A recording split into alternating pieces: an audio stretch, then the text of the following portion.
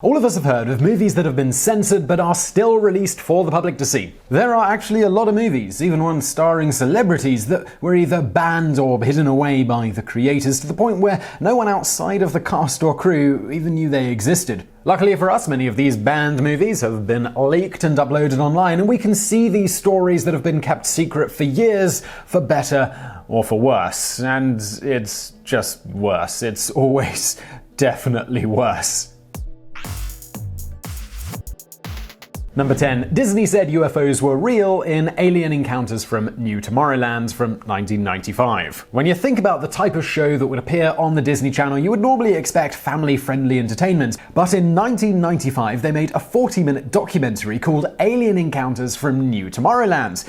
In the film, they made a very one-sided statement saying that aliens and UFOs are real and that the government is trying to lie to everyone in order to prevent civilization from imploding. This documentary aired on the Disney Channel in only 5 states for just one night before, well, it was forced off the air. This was actually filmed as a promotional video for the Alien Encounter ride in Walt Disney World, but putting it on TV would definitely send kids into a panic that little green men were coming to get them. Even worse, imagine if you were one of the very few kids who actually saw this on TV and then it never showed up again. We can only imagine that the kids who actually saw it grew up to be fans of things like ancient aliens. Number 9. Nazis tried to change history in Homecoming from 1939. During the Third Reich, Adolf Hitler appointed Joseph Goebbels as the Minister of Propaganda. One of his jobs was to come up with movies that would manipulate the German people into believing the Nazi cause. Among these propaganda films was Homecoming, which is considered to be dangerous even to this very day. In the movie, Germans living in Poland are treated like second-class citizens. They're eventually arrested, tortured, and put in cages by the Polish. And of course, they spend the entire movie talking about how wonderful it will be to go back to the German motherland. The reality of the situation was that Germany was invading Poland as part of Hitler's quest of total world domination. They were the ones imprisoning and torturing people, not the other way around. They killed innocent civilians and they built concentration camps like Auschwitz. But most German civilians didn't know about the atrocities of the Holocaust back in the 1930s, and the Nazis needed justification for invading their neighbors. If they had succeeded, people would still believe in this fictional version of history. Most adults who see the movie today would know straight away that the events of Homecoming are totally false, but it is still banned in Germany. They are afraid young children and teenagers might see the movie and believe that it actually happened. Number 8. George Lucas wanted to destroy all copies of the Star Wars Holiday Special from 1978. A year after Star Wars was first released in theaters, George Lucas wanted to continue selling Star Wars merchandise and keep the characters relevant in the minds of children. It wasn't uncommon for kids' shows to have a Christmas special, so Lucas, he decided to make one too. Of course, it wouldn't make sense to have Star Wars characters celebrating holidays that only exist on Earth, so in the movie, Chewbacca needs to get back to his home planet to celebrate a Wookiee holiday called Life Day. The cast knew this was a terrible idea, and boy, was it, but they were young actors and they needed a paycheck. So essentially they were just forced to go along with it. In the end, the movie was so awful, Lucas didn't want the story to become canon in the Star Wars universe. He decided to ban Lucasfilm from distributing it. Lucas once said, "If I had time and a hammer, I'd track down every bootleg copy of the holiday special and smash it." But of course, the internet helped it survive, and it is sometimes screened at fan conventions. Number 7. Johnny Depp almost ruined his career with The Brave from 1997. In the 1990s, 2 first-time filmmakers were attempting to make a movie called The Brave, and they were successfully working together with Touchstone Pictures. However, they abruptly had to cancel the project because one of the producers murdered his wife and daughter. Now, most people at this point would probably give up, but the producers still reached out to Johnny Depp to see if he'd be interested in helping them save the project. Once he read the script, apparently Depp was totally captivated. The script was about a young Native American man who agreed to let himself die in a snuff film in exchange for helping his family pay off a debt of $50,000. Depp was so taken by the story that he desperately wanted to play the lead character. The only issue was that they needed the money to make it, and no one was interested in getting involved after the previous producer murdered his family. Depp decided to put $2 million of his own dollars into the project, which covered a huge chunk of the project. Since he put so much of his own money in, he convinced the filmmakers to let him star, direct, and even rewrite the original script. It was released at the Cannes Film Festival, and it received scathing reviews. Once critics saw how terrible it was, American film distributors weren't willing to pay for it. When he realized just how much everyone hated the movie, Johnny Depp asked the studio to never release it because he was afraid that it would ruin his career. During an interview about the movie, Depp said, "This was one of the most difficult things I've ever done. It just about ripped me to shreds." If you're curious about just how bad The Brave could possibly be, you won't be able to find this one very easily. Aside from the trailer and a few select clips on YouTube, attempts to upload the movie are taken down right away. The DVD, however, well, that was eventually released in France. Number 6. Häxan, 1922, was too scary for audiences to handle.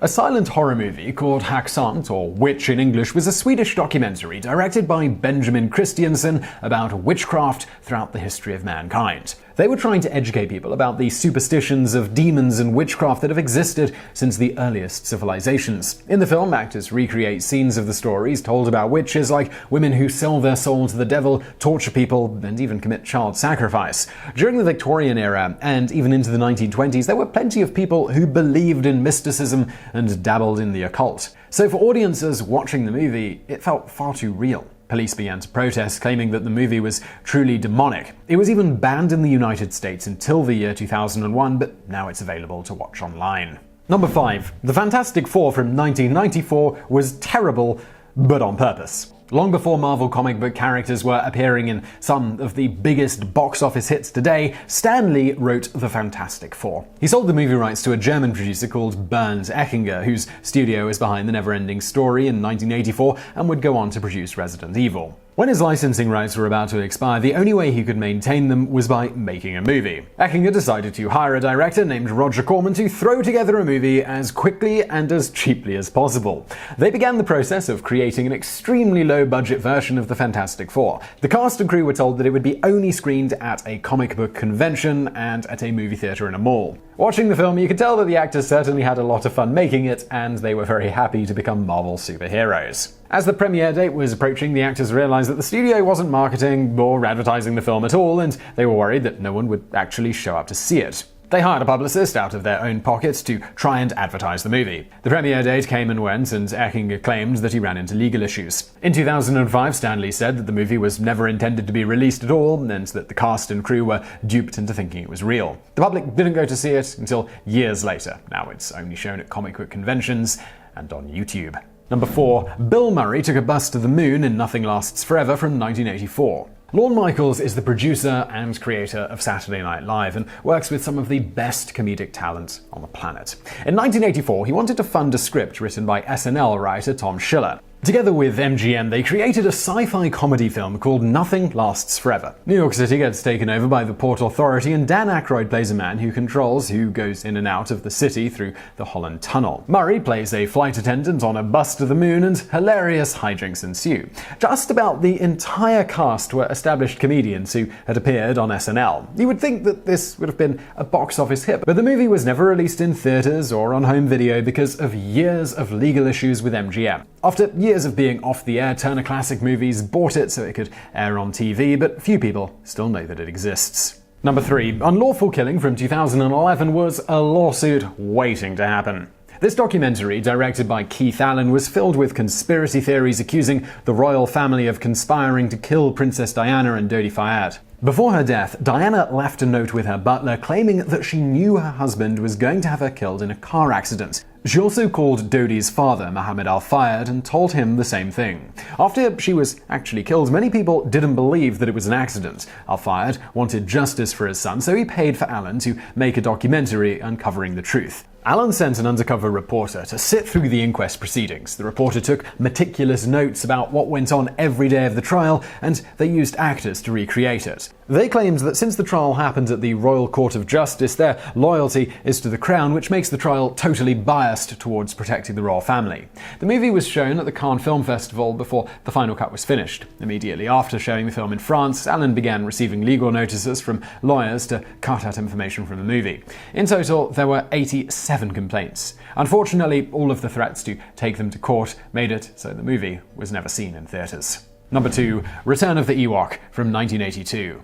Return of the Ewok was a mockumentary starring 11-year-old Warwick Davis. The film was a blend of fantasy and reality, pretending to be a behind-the-scenes look at how Davis scored the role of the Ewok named Wicket during the making of Return of the Jedi. The cast and crew spent a lot of time making this film only for George Lucas to back out on releasing it at the very last minute. Maybe he was afraid of it becoming a flop like the Star Wars Holiday Special. However, the cast was really looking forward to seeing Return of the Ewok, and everyone was genuinely disappointed. The director, David Tomblin, wasn't afraid to express his frustration with Lucas, saying, "Everyone contributed their time and talent for absolutely nothing." Even though it took years, Star Wars fans can finally watch it online.